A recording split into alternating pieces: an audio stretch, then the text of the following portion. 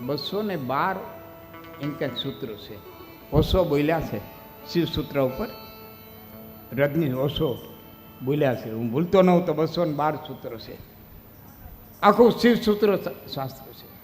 બહુ લાંબા સમય સુધી મહામંત્રની વિધિ હાલે છે. ત્યારે પોપટ ઉડી ગયા હતા, ઈંડું પડ્યું હતું, એ ઈંડામાં એક બચ્ચું થઈ ગયું હતું, અને એ બચ્ચાએ આ મહામંત્ર સાંભળી લીધો અને હોકારો દીધો. અને શિવજીને એમ થયું કે આ બચ્ચું ત્યાંથી ભાગ્યું છે. શિવજી પાછળ પીડ્યા.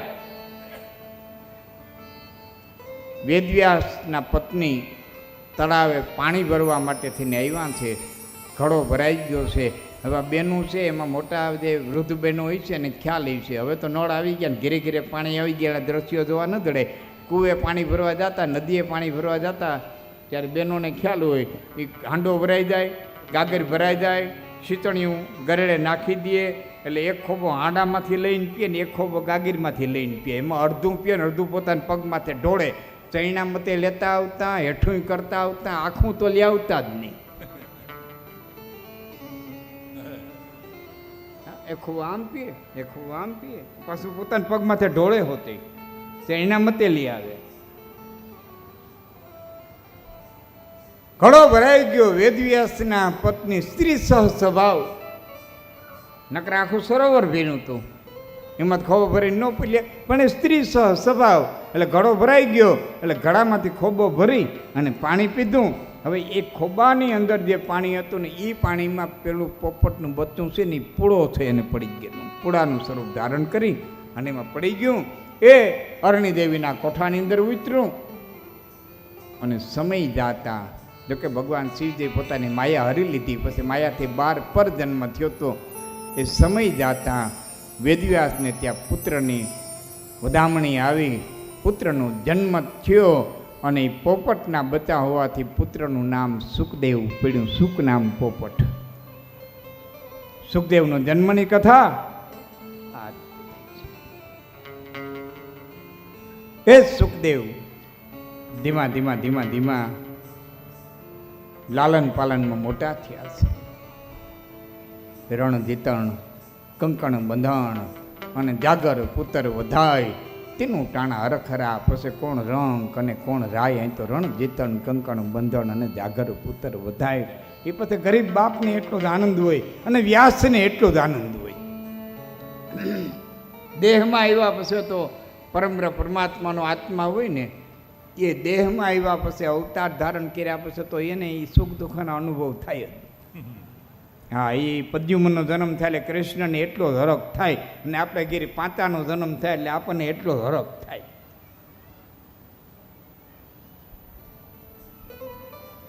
બરોબર છે ને? વ્યક્ત કરવાના સાધન જુદા હોય, વ્યક્ત કરવાના પદાર્થો જુદા હોય.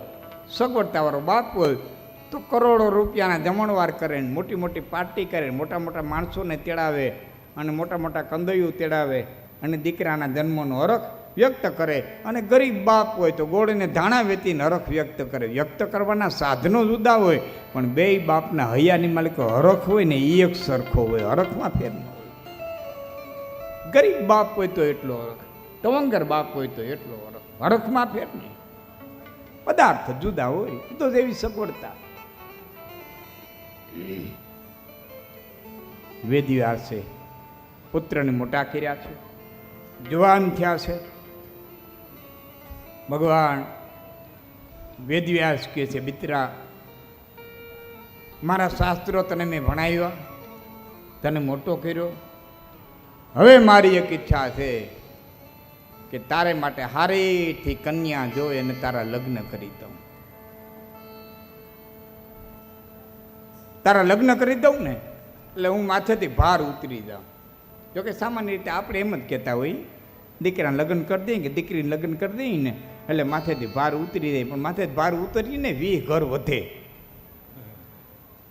આપણે દીકરાને લગ્ન કરીને તો 5 ઘર ઓછા થાય, એના આમાં 20 ઘર વધે. એના હાહરિયા ને, એના હાડુભાઈ ને, એના હગા ને, એના વેવાય વેલા ને, એના મરણ પૈણા ને, એ 20 ઘર વધે. એ તો આપણને મનમાં લાગે ભાર ઓછો થયો કહેવાનું છે. પણ વ્યાસ કહે છે અને બાપનું હૈયું છે, મા અને બાપનો એ લાવો છે. બેટા મારે તાર લગ્ન કરવા છે. સુખદેવ કહે છે કિમ સુખમ માનુષે લોકે બૃહિતાત નિરામયમ દુઃખ વેદમ સુખમ પ્રાજ્ઞા ન વદન્તે સુખમ કિલ શ્રેયમ કૃત્વા મહાભાગ ભવામી તદવસાનુગ સુખમ કિમ પરતંત્રસ્ય સ્ત્રીજિતસ્ય વિશેષતઃ. હે પિતા, તમે મને લગ્ન કરવાની વાત કરો છો, પણ મને સંસારમાં ક્યાંય સુખ દેખાતું નથી. સંસારમાં સુખ હોય એવું મને ક્યાંય જોવામાં આવતું નથી. આ દુઃખમય સંસાર છે. અને બહુ સાચી વાત છે. આપણે આપણા જીવનને તપાસજો, એવું એક પણ દુઃખ નથી જે સુખના રૂપમાં ન આવ્યું હોય. આવે એટલે સુખનું ઓઢલું ઓઢીને જ આવે. દુઃખની મજબૂરી છે, દુઃખની મજબૂરી છે. સીધે સીધું દુઃખ આવે કોઈ સ્વીકારવા તૈયાર નથી. સ્પષ્ટ રૂપમાં દુઃખ આવે કોઈ સ્વીકારવા તૈયાર નથી.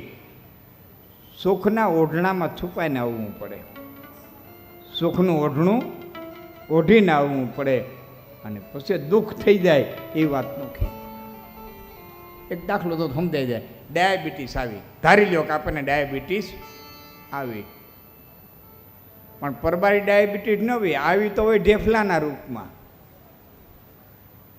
આવી તો હોય સ્વાદના રૂપમાં, આવી તો હોય થારી થારી ઢેફલાના રૂપમાં. કોઈ પણ દુઃખ, તમે જેટલા દુઃખ હોય તપાસી લ્યો. મળ્યું હોય ત્યારે સુખના રૂપમાં જ મળ્યું. પછી ભાઈબંધનું સુખ હોય તો ભલે, મિત્રતાનું સુખ હોય તો ભલે, પાછા એ દુઃખ બની જાય. કારણ કે દુઃખની મજબૂરી છે. દુઃખ આવી જ નથી શકતું સુખના ઓઢણા સિવાય. હે બાપ, એ ભગવાન વેદવ્યાસ, જગતમાં એવું કોઈ દુઃખ સુખ નથી કે જે નિત્ય રહીએ. દુઃખ થવાનું. ગીતાની અંદર ભગવાન કૃષ્ણ પણ બોલ્યા છે, હે અર્જુન, અસુખો મીમમ લોકમ. આ લોક છે ને અસુખવાળો છે. સુખ માનીને રહ્યો, નિત્ય સુખ નથી, નિત્ય કાંઈ નથી. બધું આવવાવાળું જવા. શ્રિયમ કૃત્વા મહાભાગ ભવામી તદ્વસાનુગ સુખમ કિમ પરતંત્રસ્ય સ્ત્રીજિતસ્ય વિશેષતઃ. હે પિતા, સુખમ કિમ પરતંત્રસ્ય, જે પરતંત્ર બની જાય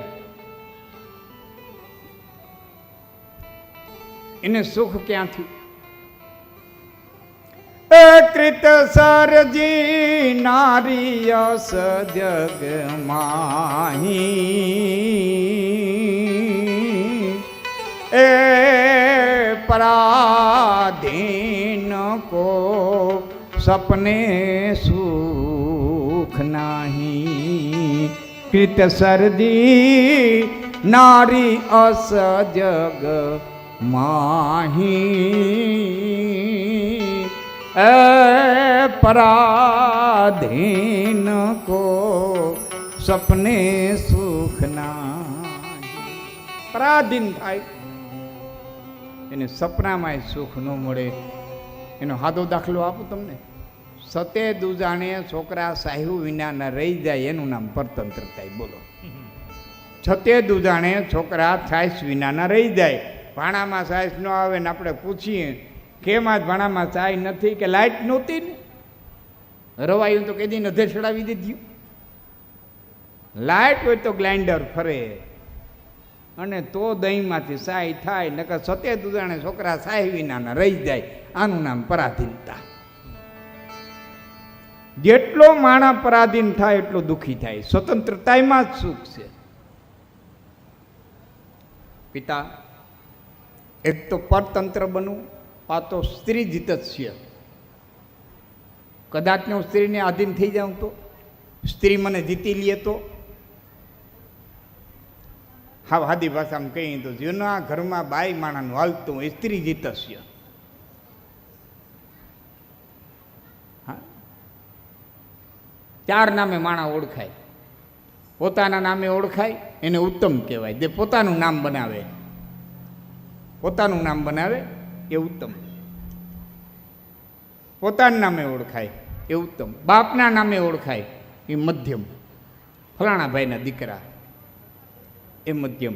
મોહાળના નામે ઓળખાય, મોસાળના બાપના નામે ન ઓળખાય. કોઈ ઓળખી ન, ફલાણા ભાણેજ કયો તો એને કોકને ખબર પડે કે આ ફલાણાની વાત કરે છે. શ્લોક છે, અરે કહી દો ને. ઉત્તમ આત્મન ખ્યાતા પિતૃ ખ્યાતાશ્ચ મધ્યમા અધમા માતુલા ખ્યાતા શ્વશુરાશ્ચ તમાદમા. અધમા માતુલાહા,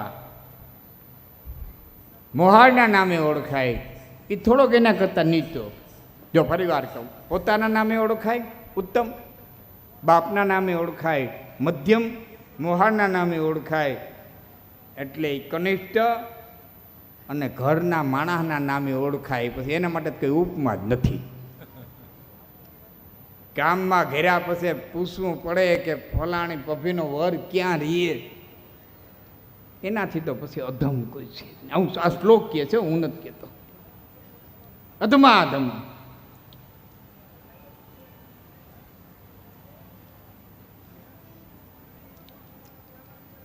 ઠીક છે.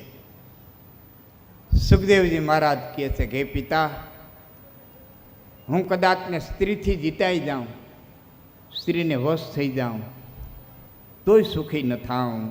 પઠમમ પઠિતા વેદા મયા વિસ્તારિતા ચતે હિંસા મયા પઠિતા કર્મ માર્ગ પ્રવર્તકા. કર્મ માર્ગની અંદર અનેક પ્રકારની હિંસા પણ આવે. સંસાર માંડું એટલે મારે અનેક પ્રકારના દુઃખો ભોગવવા પડે. ત્યારે ભગવાન વેદવ્યાસ કહે છે કે હે સુખદેવ, ન ગૃહમ બંધનાગારમ બંધને ન ચ કારણમ. મનસાયો વિનિર્મુક્તો ગૃહસ્થોપી વિમુચ્યતે. ન્યાયાગત ધન કુર્વન વેદોક્તમ વિધિવત ક્રમા. ગૃહસ્થોપી વિમુચ્યેત શ્રાદ્ધકૃત સત્યવાક શુચિ. દીકરા, 5 વસ્તુને ધ્યાનમાં રાખી અને સંસાર માંડે ને તો મુક્ત થઈ જાય, મુક્તિને પ્રાપ્ત કરી લે. ન ગૃહ બંધનાગારમ, સંસાર છે એ બંધન નથી, બંધનનું કારણ પણ નથી. બંધને ન તે કારણમ, બંધનનું કારણ પણ નથી. મનસાયો નહીં મુક્તો, મન જ બંધનનું કારણ છે. ગૃહસ્થાશ્રમ દીકરા બહુ ઉત્તમ છે અને બહુ હકીકત છે. સંતો અહીં બેઠા છે, સાધુ અહીં બેઠા છે, આમાં આપણે ગૃહસ્થી બેઠા છે. અહીં બ્રહ્મચર્ય આશ્રમ હોય 1 થી 25 વર્ષ, પેલા 4 આશ્રમમાં આપણે વિભાગ પાડીએ. 100 વર્ષની આયુષ્ય, 1 થી 25 બ્રહ્મચર્ય, 25 થી 50 ગ્રહસ્થ, 50 થી 75 વાનપ્રસ્થ અને 75 થી 100 સંન્યાસ. તો બ્રહ્મચર્ય આશ્રમ હોય, વાનપ્રસ્થ આશ્રમ હોય કે સંન્યાસ આશ્રમ હોય, 3માંથી કોઈ પણ આશ્રમ થાય, બપોર થાય એટલે ગૃહસ્થીને ગોતવો પડે, ગોતવો પડે ને ગોતવો પડે. આ ડબરીને દેવું હું. બધા આશ્રમો ગ્રહસ્થાશ્રમ માથે જ નભે. સાધુ સંતો ને પણ ગૃહસ્થીને ગોતવો પડે. એક ભાઈ મને પ્રશ્ન કર્યો, મને કે લાખનજી ભાઈ, આ સાધુઓ પાસે કરોડો રૂપિયાની, 1.5 કરોડ રૂપિયાની ગાડીઓ વાપરે, કોઈ 1.5 કરોડની વાપરે, કોઈ 2 કરોડની વાપરે. મને કે આ સાધુઓ પાસે 2 કરોડની ગાડીઓ અને આટલી બધી મને કે સગવડતા જોવા જાય તો આલિશાન બંગલા જેવા આશ્રમો, આટલી બધી સગવડતા. મેં કીધું તારે કેટલા દીકરા છે? મને કે 2 દીકરા. મેં કીધું શું કરે? મને કે એક માસ્તર છે કોલેજમાં પ્રોફેસર છે અને એક મોટી પોસ્ટ આયુષ અધિકારી છે, મોટી પોસ્ટ ઉપર છે. 2 દીકરા, 2 સારી પોસ્ટ ઉપર, સારી પોસ્ટ ઉપર. અને ત્યારે બંગલો છે કે ત્યાં 4 બેડરૂમનો મને બંગલો છે. ગાડી છે તારી પાસે? મને ક્યાં ડસ્ટર છે મારી પાસે ગાડી છે. મેં કીધું તારે 2 દીકરા હોય અને 4 બેડનો બંગલો હોય ને ડસ્ટર ગાડી હોય તો ઓઈલાવને કેટલાય છે.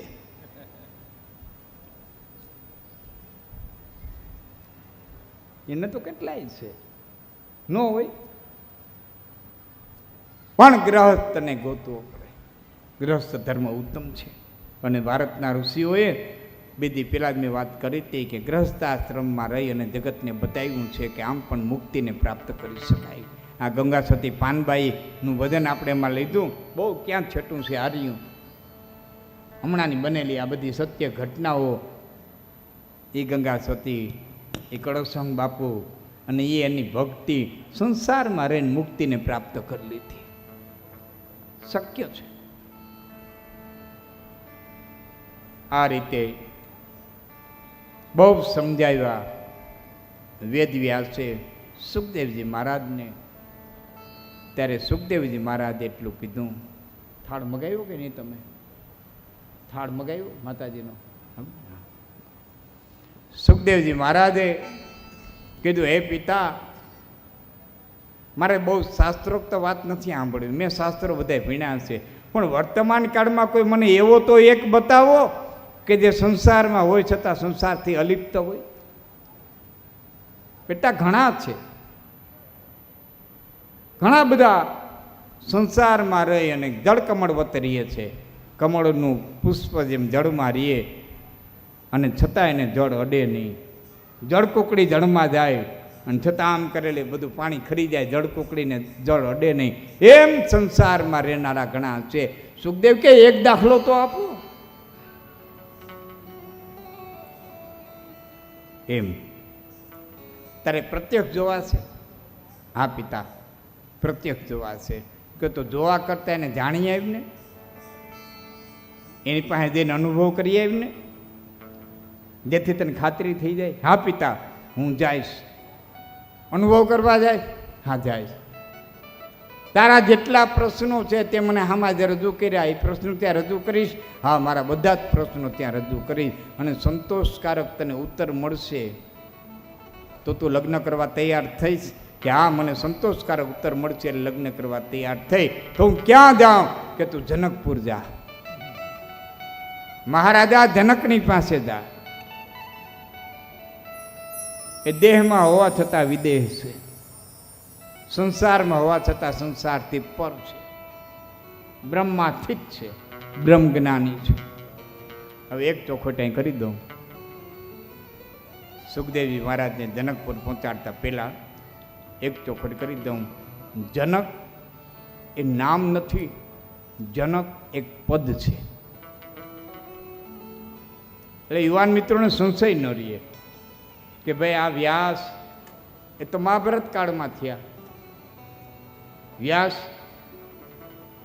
આમ ગણી તો ધૃતરાષ્ટ્રના પાંડુના પિતા થાય. વ્યાસ મહાભારત કાળમાં, વ્યાસનો દીકરો મહાભારત કાળમાં અને રાજા જનક રામા અવતારમાં. એટલે ચોખવટ કરી દઉં, જનક એ નામ નથી, જનક એક પદ છે.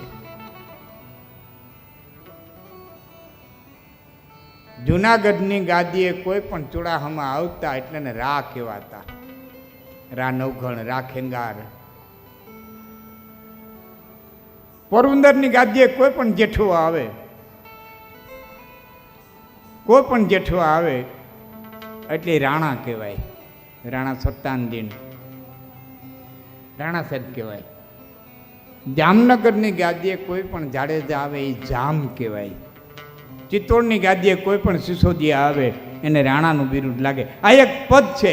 એમ જનકપુરની ગાદીએ કોઈ પણ રાજા આવે એને જનક કહેવાય. સીતાજીના બાપનું નામ તો શિરધ્વજ હતું. મહારાજા શિરધ્વજ અને કુશધ્વજ નામના 2 ભાઈઓ. કુશધ્વજને 2 દીકરીઓ અને કુશધ્વજ હતા એ બુખર બુલાંદા, જેને આપણે કહીએ બુખર બુલાંદા ઉદા બાદશાહ, એ તો પછી આવ્યો બાદશાહ હતો, પણ એ જે પ્રદેશ છે એ પ્રદેશના રાજવી હતા. અને સીતાજીના વિવાહ વખતે આવ્યા હતા. એટલે બે દીકરીઓ એની, બે દીકરીઓ રાજા જનકની, પણ એમનું નામ શિરધ્વજ હતું, સીતાજીના પિતાશ્રીનું નામ. એટલે જનક એ વ્યક્તિ નથી, જનક પદ છે. એમ યાદ રાખજો, ઇન્દ્ર વ્યક્તિ નથી, ઇન્દ્ર પદ છે. હા, ઘણા ઇન્દ્રો બન્યા, નવસે ઇન્દ્ર બન્યો તો, રાજા બલિએ ઇન્દ્ર બન્યા હતા. ઇન્દ્ર એક પદ છે, વ્યક્તિ નથી. એટલે ઘણી વખત વ્યક્તિ અને પદ ભેળા થઈ જાય, એટલે ઘણી બધી કથાઓમાં વિસંગતતા સર્જાય. કાલે એક પ્રશ્ન આવ્યો હતો કે એક જ વ્યક્તિએ જો બધા પુરાણો લખ્યા હોય તો આટલી બધી વિસંગતતા કેમ? એકમાં બધું શિવ જ કરે, એકમાં બધું વિષ્ણુ જ કરે, એકમાં બધું કરતા હરતા ભરતા ક્ષમા હરતા એ માતાજી જ કરે, એકમાં બધું વાયુ જ કરે. આવું કાલે પ્રશ્ન અમારે સુરેશ મામાને બધા બેહવા આવ્યા ત્યારે વાતચીત થઈ હતી. ત્યારે મેં કીધું બે કારણો હોય. એક તો 28 વ્યાસ થયા, એમાં ક્યાં વ્યાસ છે કે વ્યાસ એક પદ છે, વ્યાસ નામ નથી. મહાભારત કાળના જે વ્યાસ હતા એનું નામ હતું કૃષ્ણ દૈદીપ્યમાન. પારાસ અને સત્યવતીના પુત્ર, દીપમાં જન્મ થયો હતો, ટાપુમાં જન્મ થયો હતો, એટલે વાને શ્યામ હતા, કાળા હતા, એટલે કૃષ્ણ દૈદીપ્યમાન. એટલે તો કહેવત છે કે કૃષ્ણની ગીતા કીધી, કૃષ્ણની ગીતા સાંભળી ને કૃષ્ણની ગીતા લખી. કહેનારો કૃષ્ણ, સાંભળનારો કૃષ્ણ, લખનારો કૃષ્ણ. ભગવાન વૃષ્ણિ વંશના યાદવ વસુદેવના પુત્ર, એક કૃષ્ણની ગીતા કીધી. પાંડુનો પુત્ર કૃષ્ણ, અર્જુનના 14 નામમાં એક નામ કૃષ્ણ છે, અર્જુનના 14 નામમાં એક નામ કૃષ્ણ છે. એ કૃષ્ણએ ગીતા સાંભળી અને કૃષ્ણ દૈદીપ્યમાને લખી, વ્યાસે લખી. કૃષ્ણે કીધી, કૃષ્ણે સાંભળી અને કૃષ્ણે લખી. એની એક રમૂજી વાત વચ્ચે કરી દઉં, પછી હું સુખદેવજી મહારાજને આગળ હાલતા કરું. એક ગુરુએ પોતાના શિષ્યને 6 મહિના સુધી ગીતા કીધા, સમજાવ્યા એક એક શ્લોક. 6 મહિના સુધી ભરપૂર રીતે ગીતા સમજાવ્યા. પછી 15 દિવસ ગીતા માતમ સમજાવ્યું. 6.5 મહિના એણે શિષ્યની હારે સત્સંગ કર્યો. 6.5 મહિના પછી શિષ્યએ સાંભળતો હતો, ગુરુએ પૂછ્યું, બેટા 6 મહિના મેં તને ગીતા કીધા, 15 દિવસ ગીતા માતમ કીધું, હવે તારા મનમાં કોઈ સંશય રહી ગયો હોય તો પૂછ, જેથી તારા મનનો સંશય દૂર થઈ જાય અને કોઈ પ્રશ્ન ન રહે. એટલે શિષ્યએ કીધું, ગુરુ મહારાજ તમે ગીતા માતમમાં આમાં શ્લોક બોલ્યા, હમણાં જ જે શ્લોક બોલ્યા, સર્વો ઉપનિષદો ગાવો દોગ્ધા ગોપાલ નંદન, બધી જ ઉપનિષદ રૂપી ગાયુંને, અર્થ એવો થાય બધી જ ઉપનિષદ રૂપી ગાયુંને દોઈ ભગવાન કૃષ્ણ રૂપી ગોવાળે દોઈ અને અર્જુન રૂપી વાછરડાને પાયું, આવો શ્લોકનો અર્થ થાય. તો ગુરુ તમે એમ કીધું દોગ્ધા ગોપાલ નંદન, તો આ બે ગધા કોણ? દોગ્ધા, દો ગધા, આ બે ગધા કોણ? એટલે ગુરુએ કીધું કે એક તું ને તારાથી મોટો હું. 6 મહિના સુધી ગીતા સાંભળ્યા પછી જો દોગ્ધાનો અર્થ ન કરી શકતો તો એક ગધેડો તું, અને પાત્ર વિનાનું પીરહેજ રાખ્યો તે તારાથી મોટો ગધો હું.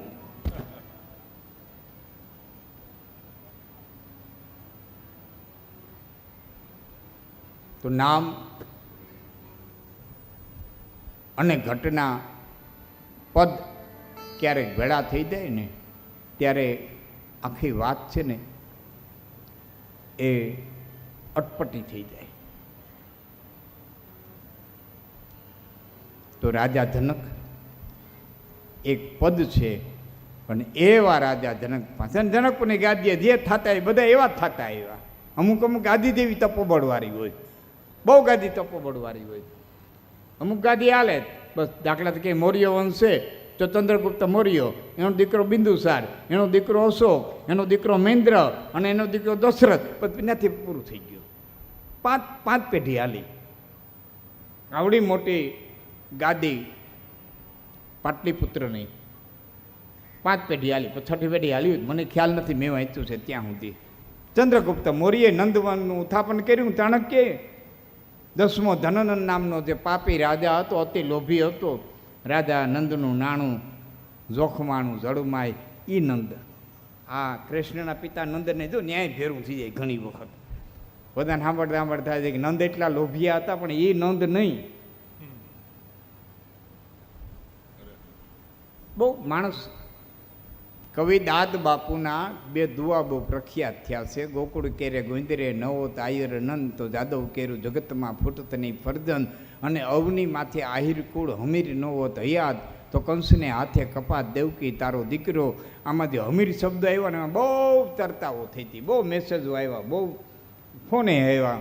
કોઈ કે હમીર નંદીના ભાઈ હતા ને, કોઈ કે હમીર પેરગીર હતા ને, કોઈ કે હમીર ગોકુળમાં હતા ને, કોઈ કે અમીર આમ હતા ને આમ હતા ને, બહુ મારી પાસે આવેલું. પછી મેં જાહેરમાં કહેવાની શરૂઆત કરી દીધી, ફેસબુક ઉપર મૂકી દીધું હતું કે ભાઈ તમે જે અનુમાનો બાંધો છો એવું કાંઈ નથી.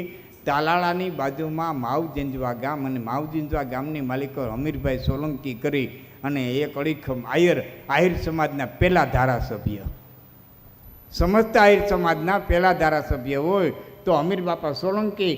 અને ત્યારે કવિ દાદ બાપુ ઈશ્વરીય રહેતા તાલાળાની બાજુમાં ઈશ્વરીય ગામ ને હિરણ નદીને કાંઠે, અને હિરણના તમામ ગીતો લખ્યા એ હિરણ નદીને કાંઠે બેહીને લખ્યા. ત્યાંથી માવજી નજીક થાય, દાદ બાપુ જાય, મળે, હળે, ચર્ચાઓ કરે. કેમાય તખતદાનભાઈ અહીં રહેતા, મારે દાન લલગારી અહીં નાગેશ્રી રહેતા, આપણો જે ઉતારો છે ને ત્યાં નાગેશ્રી, અને તખતદાનભાઈ દાન લલગારીનું અડધું જીવન અહીંયા ગયું. ભલે આમ ફરતા પણ નાગેશ્રી રહેતા.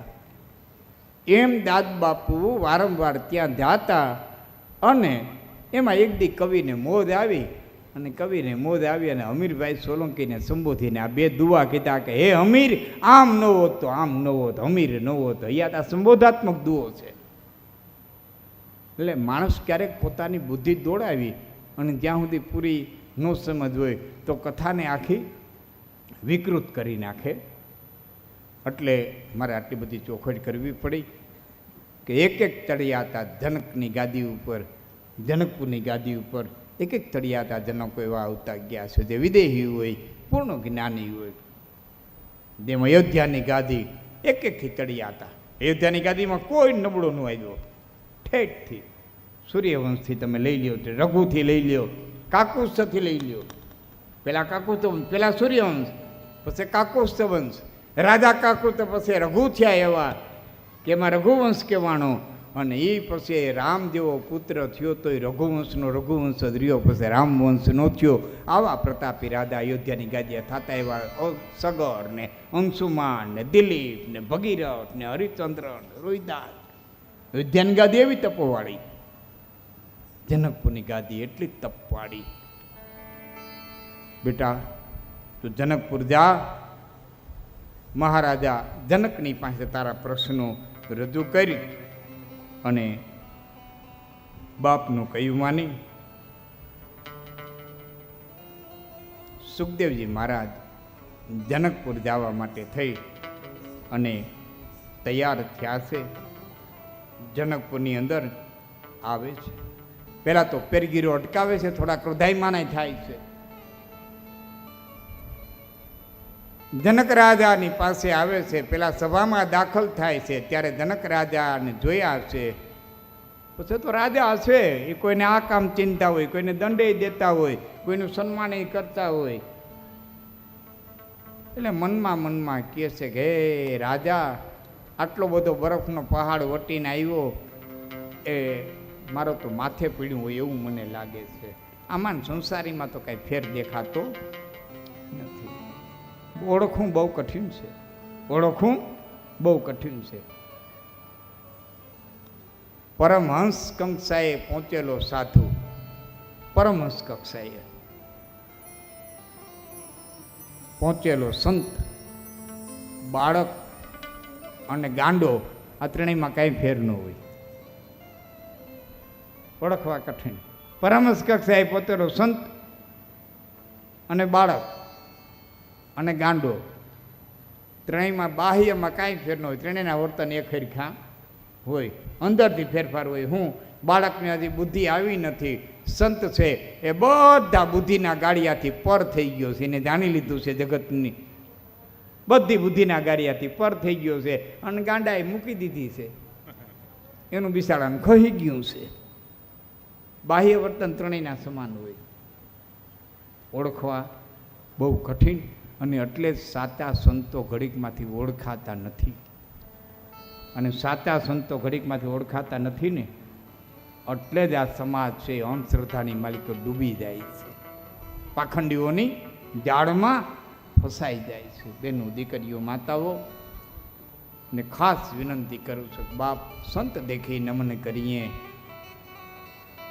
એમાં ના નથી, પણ સાધુત્વના લક્ષણો છેલ્લી વાત કરી આપણે ભગવતીને ભોગ ધરશું, આરતી કરશું. છેલ્લી વાત, કદાચ એમ પ્રશ્ન થાય કે એવા સાધુને ઓળખવા કેમ? બાહ્ય રીતે તો બધા હરખા જ હોય, ખબર કેમ પડે? તો 3 દાખલા હું આપને આપું છું. કે પહેલો વરસાદ પોણા ગાંવ માથે પડે, કદાચ ને નાગેશ્રીમાં વરસાદ પડ્યો હોય તો અહીં ચોતરામાં ખબર પડી જાય કે આમ ક્યાંક વરસાદ પડ્યો.